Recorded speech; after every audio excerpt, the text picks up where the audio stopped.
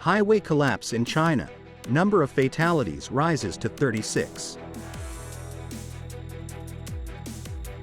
UK deploys apprehension of undocumented immigrants for deportation to Rwanda. Today, candidates officially register for the 2024 high school graduation examination. You're watching today's news on NTV channel. My name is Ha Zhang, your host. Till this morning, the number of fatalities in the high-speed collapse incident in China has risen to 36 people, with an additional 30 people injured. The incident occurred around 2:10 a.m. on May 1st, local time, on a section of the Mai Chau, Meizhou, Dai Bo, Dabu Expressway in Mai Chau City, Guangdong Province. Over 20 vehicles slid down into a deep pit due to the road collapse, trapping a total of 54 individuals. According to Xinhua News Agency, the road collapse is a natural geological disaster caused by prolonged heavy rain in Guangdong Province. As of the morning of May 2nd, authorities have received reports of 36 fatalities and 30 others injured. Many of the survivors are critically injured, with both drivers and passengers suffering from severe bone fractures and injuries to internal organs. The UK Home Office has announced that authorities in this country have begun the process of apprehending the first group of undocumented immigrants for deportation to Rwanda 1 week after Rwanda Safe Passage Act of Prime Minister Rishi Sunak came into effect. The UK Home Office has stated that a series of enforcement campaigns have been carried out nationwide, with further operations planned in the coming weeks. Flights for the deportation of migrants to Rwanda will take place over the next 9 to 11 weeks. The UK government will provide £3,000 per asylum seeker denied refugee status to facilitate their transfer to Rwanda. The decision to deport migrants has been one of the most controversial measures undertaken by Prime Minister Rishi Sunak, as his government seeks to manage the influx of tens of thousands of migrants to the UK in recent years. From today, May the 2nd, students in grade 12 will begin registering for the 2024 high school graduation examination through an online platform. The registration period will last until 5 p.m. on May 10, 2024. Free contestants register directly at the designated units specified by the Department of Education and Training. The Ministry of Education and Training emphasizes that before completing the registration form, students must carefully read the sections and follow the provided instructions. If there are any uncertainties, students should seek guidance from the registration officers for full assistance. The 2024 high school graduation exam is scheduled to take place from June 26 to June 29. The announcement of the examination results is expected to be made at 8 a.m. on July 17. Afterwards, local authorities will proceed with the graduation evaluation process for participating students. Coming up next are some updated news. During the 5-day holiday period, the tourism industry is estimated to serve about 8 million visitors, an increase of 14.2% compared to the same period in 2023, including approximately 3.6 million staying guests. The average room occupancy rate at tourist accommodations nationwide reached about 60%, with some coastal destinations reaching full occupancy rates of 95 to 100%.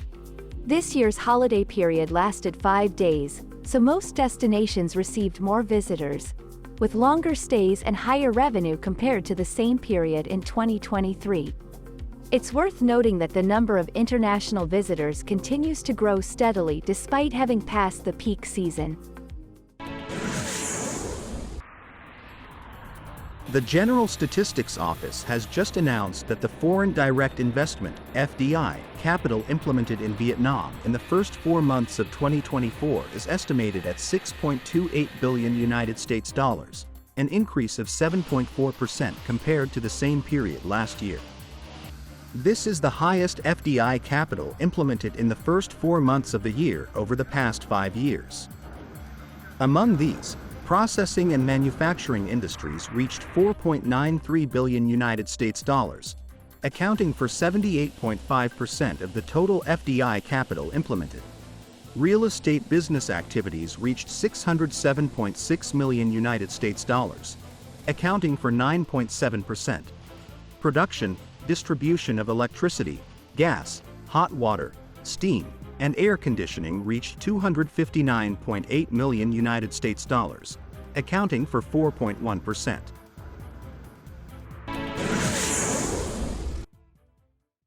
Hanoi is currently compiling documentation to recognize Pho as the intangible cultural heritage of humanity. Accordingly, the People's Committee of Hanoi has requested a focus on the development of several potential advantageous sectors: cultural tourism, handicrafts, performing arts, design, and cuisine. The construction of the Heritage Dossier will be proposed to the Ministry of Culture, Sports, and Tourism for inclusion in the National List of Intangible Cultural Heritage for representative culinary traditions of the capital. Particularly, in the 2024-2025 period and the subsequent years, Hanoi will propose and build a dossier to submit to UNESCO, declaring Pho as the representative intangible cultural heritage of humanity.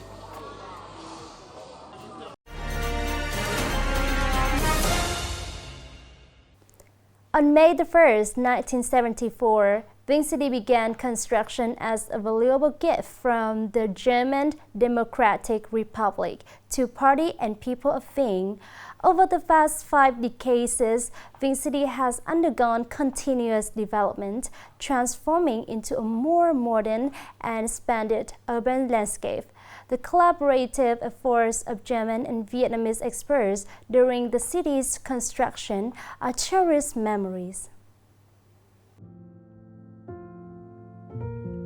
With comprehensive support from the German Democratic Republic, on May 1, 1974, the Quang Trung apartment complex in Vin City was officially initiated, marking a significant milestone for the city at that time.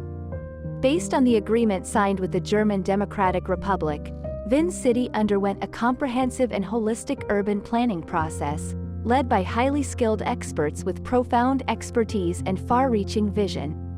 This planning has been continuously inherited and developed over time. Germany has also provided assistance in constructing, upgrading, and renovating nearly 29 important projects in Vinh and Nghệ An, including the 5-story apartment buildings in the Quang Trung residential area.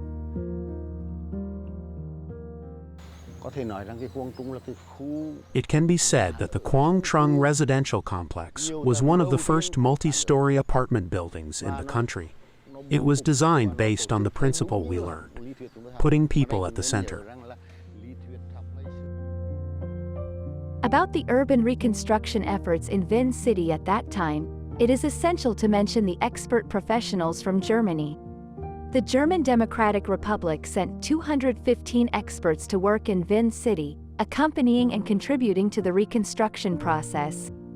Architect Werner George was one of the German experts who was present in Vin City from 1977 to 1978. Back then, Vin City felt more like a big village than a city, with simple thatched houses everywhere. Returning after 50 years, I was amazed by the transformation. Wide roads, lush greenery, and modern high-rise buildings now dominate the landscape. I'm happy to see Vin City thriving and believe it will continue to develop. The Vinh market and the Quang Trung apartment complexes of that era will eventually fade away according to the laws of time. However, for architect Werner George and the residents of Vin City in particular, and Nghệ An province in general, These will forever remain unforgettable memories, symbols of the profound friendship between the people of Vietnam and Germany. It's time to say goodbye. Thank you for watching and hope to see you next time.